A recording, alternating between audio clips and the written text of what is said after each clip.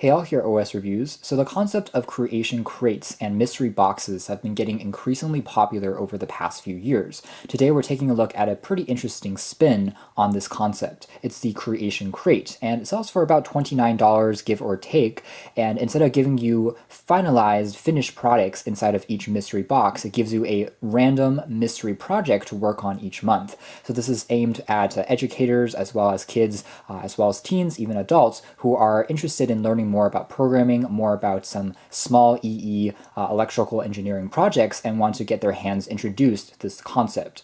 So month one is going to be the same project regardless of which month you subscribe into, and I believe it's a mood lamp. It gives you a circuit board, it gives you some LED light strips, and then you have to code it and then put everything together. So it could be a very interesting idea as you have more and more parts, and the projects should hopefully become more and more complex as the months roll on by. So this is the box looks like. It's actually much smaller than what I was originally expecting. It's actually a pretty small cardboard box. If I put a phone next to it, you have a better idea of what the size really is. And it just says building the makers of tomorrow on the front here, and opening it up we just have the parts on the inside. And indeed, month one is the mood lamp as aforementioned. The instruction manual will document all the steps, including how to first string everything together in terms of the hardware as well as the parts. So we have different resistors, LED lights, as well as an Uno R3 microcontroller that includes a very small microprocessor as well as connection modules. So this by itself retails for about $20. So the entire box for $30 really isn't a bad deal at all, especially since you get a lot of other accessories in addition to the project itself. So it's going to tell you more about how to program it as well. We also have a breadboard, which doesn't require any soldering.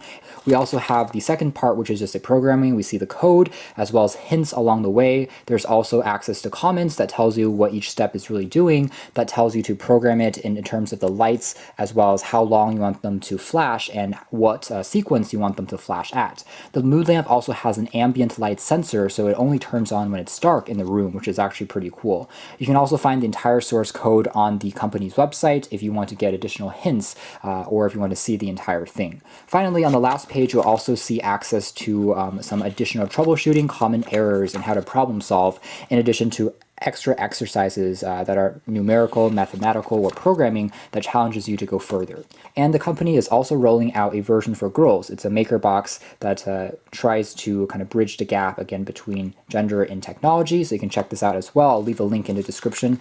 And finally, this is the solderless breadboard, as you can see here. I think that I'm just going to put everything together and come back in a jump cut in a few minutes just to show you guys what the finished project is like, as well as my reflections along the way, just to save on time. But this is what it looks like. You can see it's labeled all the way in terms of the columns as well as the rows, so that you can more carefully see how you are placing the components as they're labeled in the instruction manual. There's also a tape on the back that you can peel off so it stays in place on a desk if you want to set it up that way.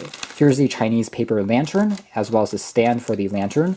And here we have the USB cable for the Uno R3, additional connectors, LED lights, resistors, stickers that says I am a maker and tech inspired, as well as finally the microcontroller. Here's the project fully assembled, and this is the light sensitive resistor. So if you cast a shadow over this part, it will turn on the LED lights as part of the code, and you can see the lights start to flash and strobe, as well as gently change the brightness of each individual bulb to create different tones and lights once I have the paper lantern placed over it. But before we do that, I'm just going to give a quick reflection of what I thought while completing this project, which took me about a little under 30 minutes to fully complete, so it's not really time intensive. The first thing you do is visit the Arduino website to download the Ide software for Windows or Mac. You can also access an online version if you don't want to install anything manually on your computer and program on the cloud.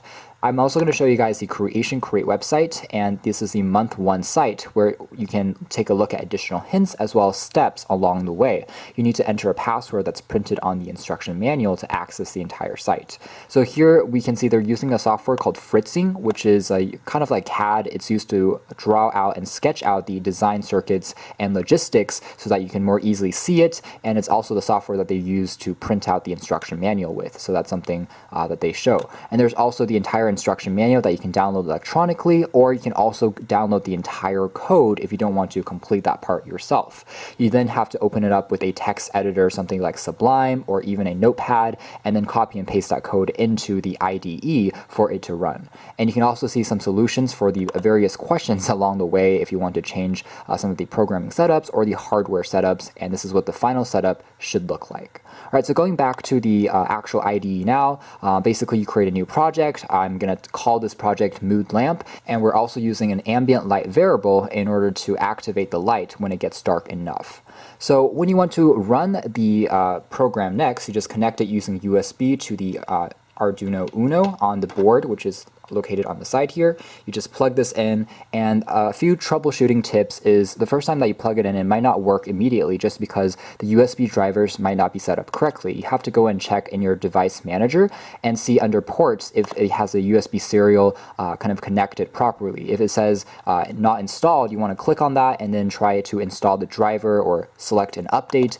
Then I just tap on Tools over here, and you can see that port COM3 USB port 3 should be showing up. It should be selected. The board should be the Arduino Uno, and you want that to be selected as well. And finally, you just go into Sketch, and you can either verify or compile your code, and ultimately you can upload it, which pushes the code over to the microcontroller and allows it to run. If there are any errors in your code, it's also going to pop up down below here, and you can take a look at individual lines if your variables aren't defined properly, or if you have certain lines which aren't closed properly depending on the syntax of the language that they're using here. And here's what it looks like with the paper lantern attached. It doesn't actually connect physically onto the breadboard. It just pops over the LED lights gently, so it's not going to stay in place if you shake it around.